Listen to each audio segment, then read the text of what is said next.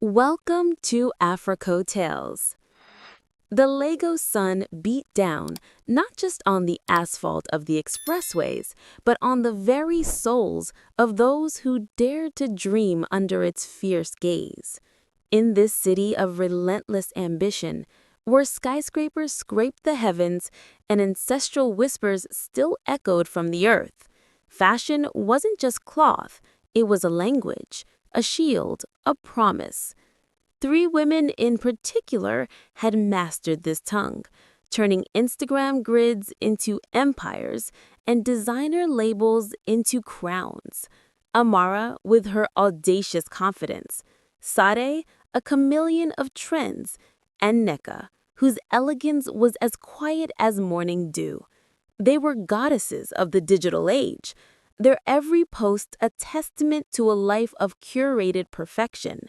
Designer handbags gleaming, faces flawless, laughter echoing through exclusive clubs. Yet, beneath the dazzling lights and endless selfies, Lagos, in its ancient wisdom, knew that a flawless exterior often hid a labyrinth of secrets, and that the true measure of a person lay not in the fabric they wore, but in the fiber of their heart. So, lean closer, my dear listener, for even in the most glittering of cities, destiny weaves its own design. Lagos hummed, a symphony of horns, hawkers' cries, and the bass thump of Afrobeats from roadside speakers. It was a city alive, throbbing with dreams both grand and desperate. In this urban jungle where tradition danced with modernity, three young women had carved out their kingdoms on the digital stage. Amara, a force of nature, her every stride exuding power in bespoke blazers and diamond cuffs. Her followers adored her unapologetic pursuit of luxury, seeing her as the epitome of a self-made queen. But the whispers behind her perfectly sculpted smiles spoke of a relentless hunger, a thirst for wealth that no amount of designer labels could truly quench. She moved through the city's elite circles with the grace of a predator, always calculating, always one step ahead. Then there was Sade, a whirlwind of vibrant colors and audacious trends.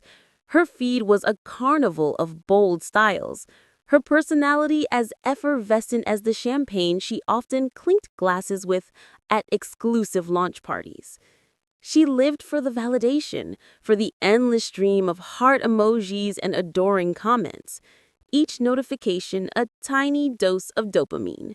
Her life was an open book, or so it seemed, curated for perfection for the consumption of millions.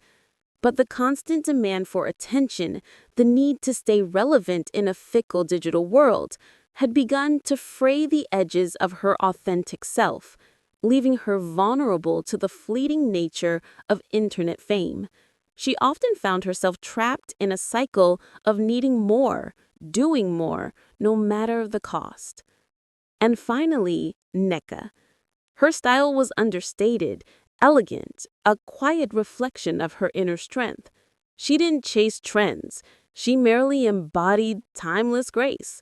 Her posts were fewer, her captions thoughtful, often celebrating local artisans or the unsung beauty of her city.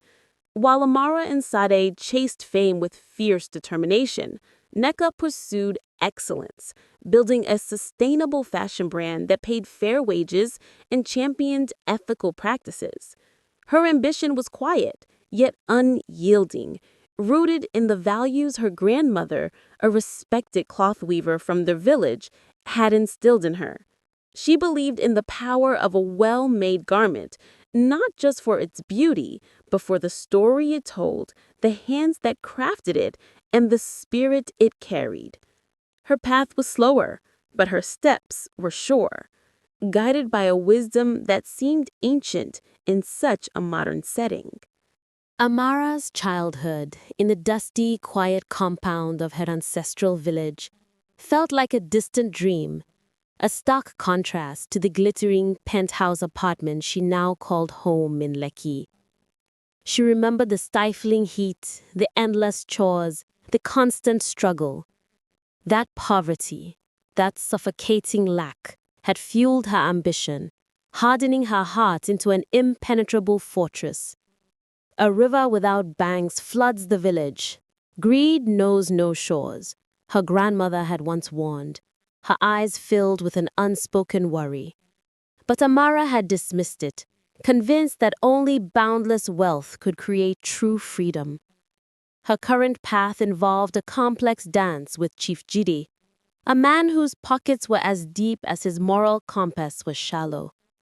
He financed her lavish lifestyle, her expensive showroom, her influencer trips, all in exchange for her carefully managed affection and a significant portion of her company shares. Her latest scheme was elaborate, a cunning land deal that promised to triple her already considerable wealth. It involved misleading her old village community, convincing them to sell ancestral lands for a token sum, promising them development that she knew would never materialize. The weight of this deception pressed down on her, not with guilt, but with a simmering anxiety of discovery. She often found herself staring at the city lights, a glass of expensive champagne in hand, wondering if the cost of her success was too high. The ghost of her grandmother's words, "What is built on falsehood, even if it reaches the sky, shall one day crumble to dust," sometimes echoed in the quiet chambers of her mind, a cold premonition she tried to silence with another shopping spree or a louder, more extravagant party. One evening, as she finalized the predatory contracts, a small, intricate bead, passed down through generations of her family, mysteriously fell from her wrist. It was a protective charm, given to her by her mother, meant to ward off evil. It shattered into 1,000 pieces on the marble floor. A shiver ran down her spine, a momentary crack in her hardened exterior. Was it merely a coincidence, or a sign from the ancestors, a warning whispered from the realm beyond? She quickly swept the pieces away, dismissing the incident as mere superstition, a relic of a past she was determined to leave behind. She told herself that wealth was the ultimate protection, the only true charm against the hardships of life. But as she contemplated the faces of the village elders, their trust etched onto their weathered visages, a subtle unease settled deep within her, a chill that even Lagos's perpetual heat could not dispel. Sade lived for the screen's glow, her entire existence curated for the fleeting adoration of her digital audience. Her mornings began not with prayer, but with scrolling through comments, her mood dictated by the engagement rate of her latest posts. Her parents, devout Christians who ran a modest textile business in Surulere, found her lifestyle increasingly alien. "A beautiful well without water is but a hole in the ground, my daughter," her mother would lament, equating her daughter's superficial pursuits to an empty vessel. Sade, however, saw her mother's traditional values as outdated, a hindrance to her ascent in the fast-paced, image-driven world of Lagos. She was engaged to Kunle, a kind, grounded architect who loved her deeply. But even his unwavering affection felt secondary to the thrill of a viral video. Her desperation for attention led her down increasingly perilous paths. She had accepted lucrative deals from brands whose ethics were questionable, promoting products she never used, endorsing lifestyles she didn't embody. The lines between truth and performance blurred until they disappeared entirely. Her most recent stunt involved staging a dramatic public breakup for a reality show, knowing it would generate millions of views and secure another major sponsorship. The emotional toll was immense, but the surge in followers and the subsequent financial gain felt like ample compensation. The producers had promised her a global platform, a chance to truly break into international fame, and she couldn't resist the allure, even if it meant sacrificing her integrity and hurting Kunle. One night, after a particularly draining day of filming staged arguments and forced tears, she found herself staring at her reflection in the mirror, not recognizing the heavily made-up, hollow-eyed woman staring back. The vibrant colors of her signature makeup seemed to mock her, a mask she had perfected but could no longer remove. Kunle had watched the episode, a deep sadness in his eyes that was far more painful than any online hate comment. He asked her, in a voice heavy with disappointment, if her real self still existed beneath the layers of performance.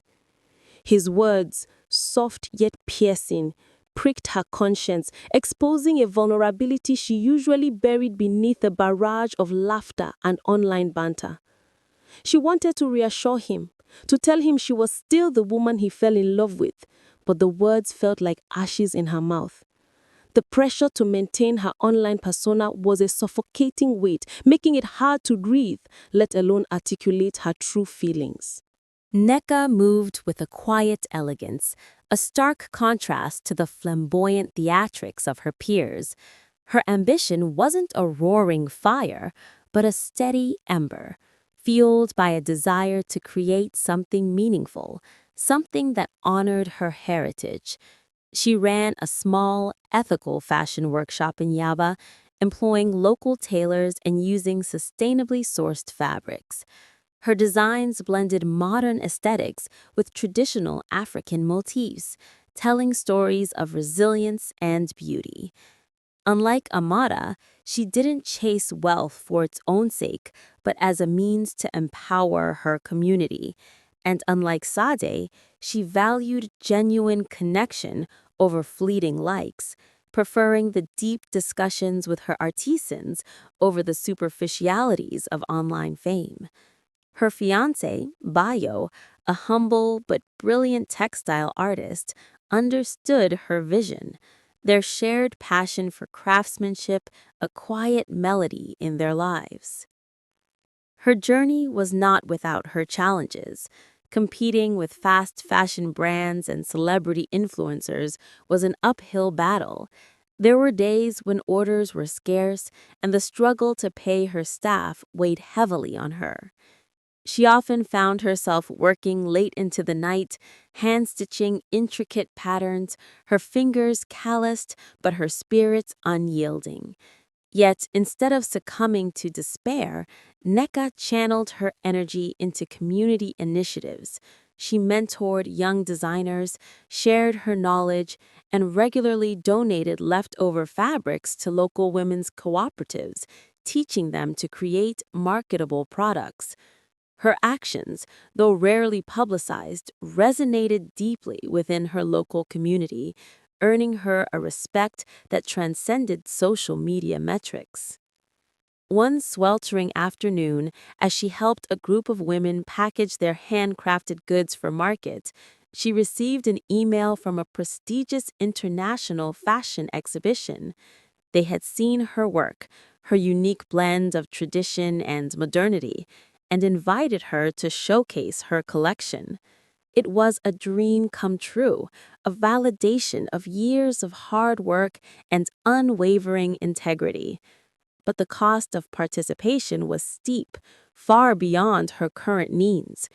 She could have easily taken a shortcut, perhaps even sought a questionable investor like Amara might, or leveraged her story for a dramatic crowdfunding campaign like Sade. Instead, she chose to brainstorm with her team, involving them in finding a solution, trusting in their collective wisdom and the strength of their shared vision. A single broomstick can be broken, but a bundle is unbreakable, her grandmother used to say, a proverb that underpinned Nneka's approach to life. She knew that true strength lay not in individual glory, but in communal support, the very fabric of African society. The city, with its eternal scramble, often overlooked the quiet wisdom that lingered in its forgotten corners. One such corner was a bustling market in Obalendi, where the scent of spices mingled with exhaust fumes. Amidst the vibrant chaos sat an old woman, Mama Eka, her face a roadmap of ancient stories, her dark eyes holding the depth of forgotten rivers. She wasn't just a tailor, she was a weaver of destinies, though very few ever realized it. Her stall was unassuming, piled high with fabrics of every hue, some shimmering with an otherworldly glow. She offered not just garments, but something more profound, something truly unique. Garments woven with destiny, she would murmur, her voice a soft, raspy whisper that cut through the market clamor. Amara, rushing through the market on her way to a clandestine meeting, barely noticed Mama Eka at first. But a flash of crimson silk, seemingly alive with intricate patterns, caught her eye. It promised power, allure, an unshakable confidence. Mama Eka looked up, her gaze piercing. "This fabric," she said, holding up a shimmering piece, "it mirrors the soul. Wear it, and your true path will be illuminated." Amara scoffed internally, but the allure was undeniable. She saw it as a tool, another accessory to enhance her already formidable image. She haggled fiercely, eventually acquiring a stunning, seemingly priceless gown, believing she had outsmarted the old woman, acquiring a rare treasure for a steal. She imagined the heads it would turn, the doors it would open. Sade, on a quest for unique contents for her next vlog, stumbled upon Mama Eka's stall. The old woman held out a kaleidoscope of fabrics, each more dazzling than the last. "This garment," she intoned, her voice barely audible over the market's din, "will make the world see you, truly see you." Sade's eyes lit up.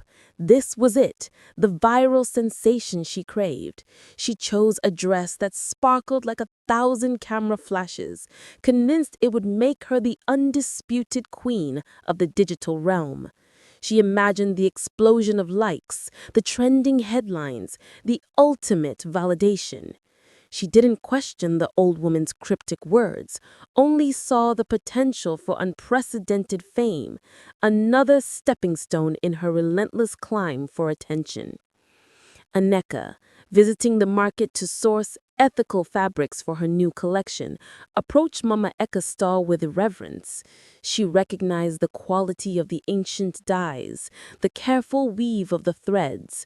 Mama Eka simply smiled, holding out a fabric of rich indigo, embroidered with symbols that seemed to hum with history. "This garment," the old woman said, her eyes warm and knowing, "is woven with the threads of integrity. Wear it, and your purpose will shine." Aneka felt an immediate connection, a deep resonance with the fabric's quiet strength. She didn't ask for a discount, but rather offered to help Mama Eka organize her stall, her actions speaking louder than any words. She accepted the garment not as a means to an end, but as an honor, a responsibility. Amara, draped in Mama Eka's crimson garment, felt an unprecedented surge of power.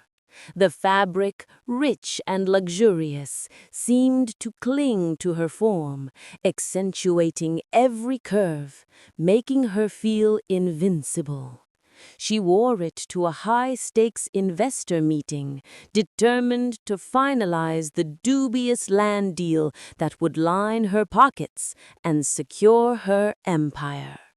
She wove a captivating narrative of promised development for the village, her words laced with charming lies, her eyes sparkling with feigned sincerity. The investors, mesmerized by her allure and the dress's subtle magnetism, were on the verge of signing. She was so close she could taste the victory. But as she spoke, a strange transformation began. The exquisite patterns on the crimson fabric, woven to resemble blooming roses, subtly shifted. For Amara, they began to distort, twisting into thorns, then into distorted faces that seemed to whisper accusations. The fabric's once vibrant hue, while still appearing brilliant to others, began to dull in her own perception, taking on the color of dried blood. A faint, almost imperceptible fraying started at the seams, a tiny imperfection that only she could see, a physical manifestation of the cracks in her elaborate facade. Her hands, usually steady, trembled slightly as she clutched the pen to sign the final documents. This internal dissonance, the garment's silent protest, pricked at her, a constant, nagging reminder of her deceit, threatening to unravel her carefully constructed composure. Then, a sudden, unexpected interruption. A young man, barely out of his teens, burst into the meeting room. He was from Amara's village, a cousin she had long dismissed, now grown into a determined young activist. He held aloft documents showing evidence of Amara's past manipulations, exposing a trail of abandoned projects and broken promises. He spoke of the elders' trust, now shattered, of their ancestral lands being sold for a pittance. The accusations echoed through the room, chilling the investors. Amara tried to silence him, to dismiss him as a madman, but the red dress felt heavy, suffocating. Its weight, previously a symbol of power, now felt like a shroud. The murmurs from the investors grew louder, their initial admiration turning to suspicion. The carefully constructed web of silk and lies was beginning to unravel, thread by thread. Sade donned Mama Ika's sparkling garment for a live-streamed event, a fashion show designed to launch her new, highly anticipated social media campaign. The dress shimmered under the studio lights, catching every angle, promising to make her the brightest star in the Lagos digital sky. This was her moment, she thought, to reclaim her top spot, to erase the lingering doubts about her authenticity. She had meticulously planned every detail, including a dramatic reveal of a fabricated secret collaboration with a renowned international designer, a lie she believed would skyrocket her engagement. The camera loved her, capturing every angle of the dazzling outfit, and the comment section exploded with adoration. As she strutted down the runway, basking in the glow of 1,000 digital eyes, a strange phenomenon began. The sequins on her dress, initially sparkling brilliantly, started to detach, one by one. To the audience, it looked like a glamorous shimmer, but for Sade, each falling sequin felt like a piece of her carefully constructed persona crumbling. Then, the garment, which had felt feather-light, grew heavy, almost suffocating her. A subtle, almost imperceptible distortion appeared on the fabric, a ghostly image of her past self, her genuine, unvarnished face, superimposed over the dazzling illusion. It was a private torment, a visual echo of her lost integrity that only she could truly see. Midway through her confident stride, her microphone, which was concealed within the dress, suddenly crackled to life, picking up an intimate, whispered conversation from her dressing room. It was a recording of her instructing her assistant to fabricate details of her secret collaboration and to manipulate online comments, exposed for all to hear. The live stream audience witnessed her carefully constructed lie unravel in real time. The comment section, once a fountain of praise, turned into a deluge of shock and disgust. Her social media engagement, which she so desperately craved, now plummeted, replaced by a torrent of accusations and hateful remarks. Kunle, who was watching from the front row, his face etched with hope that she might finally reveal her true self, slowly rose and walked out. His silent departure was a heavier blow than any online condemnation.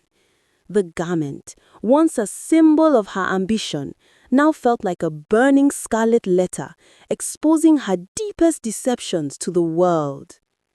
Nneka wore Mama Ika's indigo garment to a community exhibition where she was showcasing her sustainable fashion line. The fabric, rich and deep, felt like a second skin, resonating with a quiet inner strength. She didn't seek the spotlight, but rather used the platform to highlight the incredible artistry of her local tailors and the stories embedded in each sustainable thread. Her presentation was heartfelt, focusing on the cultural significance of her designs and the positive impact of ethical production. She spoke not of personal gain, but of communal upliftment, of preserving heritage while embracing innovation. The garment didn't just adorn her, it amplified her message, a silent testament to her unwavering principles. The annual Lagos Fashion Week Gala was the pinnacle of the city's social calendar, a dazzling spectacle where influence was showcased and reputations were made or broken. This year, it was chosen as the venue for the Future of African Fashion Award, an event that drew the gaze of the entire continent, promising to redefine the industry. Amara, Sade, and Nneka were all nominees, each wearing their destiny garments, unaware of the profound revelations awaiting them. The air crackled with anticipation, the media frenzy reaching a pitch fever. Mama Mbaka, disguised in a simple traditional wrapper and head tie, sat quietly in the shadows of the immense hall, her ancient eyes observing, a quiet architect of the unfolding drama. Amara, ever the showstopper, arrived first, her crimson gown shimmering under the spotlights. But as she posed for the photographers, the fabric, once so alluring, seemed to ripple with grotesque shadows. The embroidered roses morphed into coiled snakes, their eyes glinting with deceit. The shimmering threads now appeared to weep, a subtle dark stain spreading across the bodice, visible only to Amara's terrified perception, a silent scream of her conscience. Then, a projected image on the massive screen behind her, meant to highlight her achievements, flickered. Instead, it showed a damning exposé, bank statements, land deeds, and old photographs confirming her fraudulent dealings with the village elders, all anonymously sent to the media just hours before the event. The murmurs turned to gasps, then outright condemnation. Amara, her face contorted in a mask of shock and betrayal, stumbled, the once powerful crimson dress now a heavy, oppressive weight suffocating her beneath its true revelations. Sade followed, her dazzling sequin dress initially blinding the cameras. But as she smiled brightly, ready for her moment, the sequins began to fall, not subtly, but in a cascade, leaving bare patches of coarse, unglamorous fabric. Her meticulously curated online persona, projected on another large screen, began to glitch. Images of her staged breakup and the recorded confession of fabricating her secret collaboration played on a loop, undeniable proof of her manipulations. Her followers, watching live, witnessed the spectacular downfall of their idol. The dress, designed to make her shine, now stripped her bare, exposing the empty artifice beneath the glamour. A wave of shame washed over her as she fled the stage, leaving a trail of discarded sequins and shattered illusions. A mask may hide a face, but it cannot hide the truth from the heart, a proverb whispered through the crowd. Finally, Naneka stepped onto the stage, her indigo garment a beacon of calm amidst the chaos. As she walked, the traditional patterns on her dress seemed to glow with an inner light, casting a warm, comforting aura. The fabric itself felt alive, its threads whispering tales of ancient wisdom and unwavering integrity. As she approached the podium, a single spotlight shone brightly upon her, and the massive screen behind her displayed images of her sustainable workshop, her smiling artisans, and the community projects she championed. Her mentor, an esteemed cultural icon, presented her with the Future of African Fashion Award, praising her dedication to ethical practices and her authentic voice. The audience, still reeling from the previous revelations, erupted in genuine applause, a collective sigh of relief and admiration for her steadfast honesty. Mama Mbaka, from her corner, smiled a knowing, satisfied smile, her eyes reflecting the wisdom of generations. The aftermath of the Lagos Fashion Week Gala rippled through the city like a tide, washing away facades and revealing foundational truths. Amara's empire, built on deceit and manipulation, crumbled with astonishing speed. The legal ramifications of the land deal were swift and severe, plunging her into a public disgrace from which there seemed no return. Her once loyal followers abandoned her, replaced by a chorus of condemnation. Stripped of her wealth and influence, she was forced to confront the barrenness of her choices, the deep loneliness that her relentless pursuit of luxury had created. In the quiet solitude of her confinement, she finally began to hear the echoes of her grandmother's proverbs, the wisdom she had so arrogantly dismissed. She sent a quiet, handwritten letter to the village elders, not asking for forgiveness, but offering genuine remorse and a promise to make amends. It was a small, fragile thread, but a thread of hope nonetheless.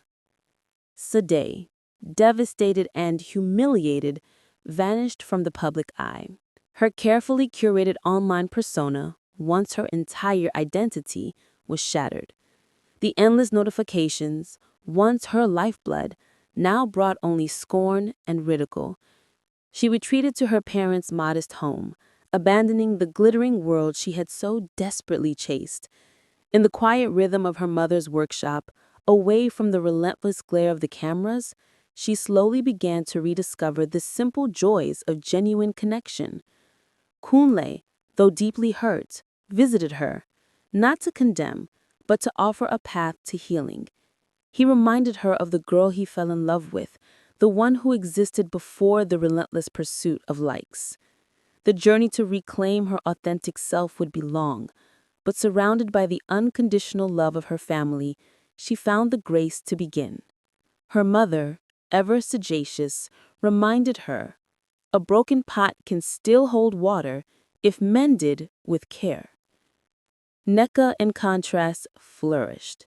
The Future of African Fashion Award catapulted her brand onto the international stage, but she remained grounded, investing her success back into her community. Her workshop expanded, providing even more opportunities for local artisans. Her designs, celebrated for their integrity and beauty, became a symbol of a new, ethical African aesthetic.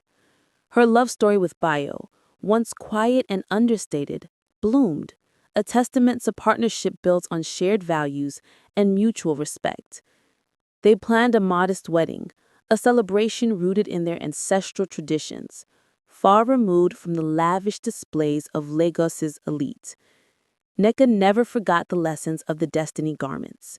She knew that in a city obsessed with surfaces, true beauty would always emanate from a heart steeped in integrity, kindness, and grace. Mama Eka, having watched the destinies unfold, disappeared as mysteriously as she had arrived, leaving behind only the profound truth. The threads of our lives are woven not by fate alone, but by the choices we make day after day in the bustling heart of this vibrant city. If you enjoyed this story, then like, subscribe, and share this story with your loved ones. Also, tell us in the comments where you're watching from.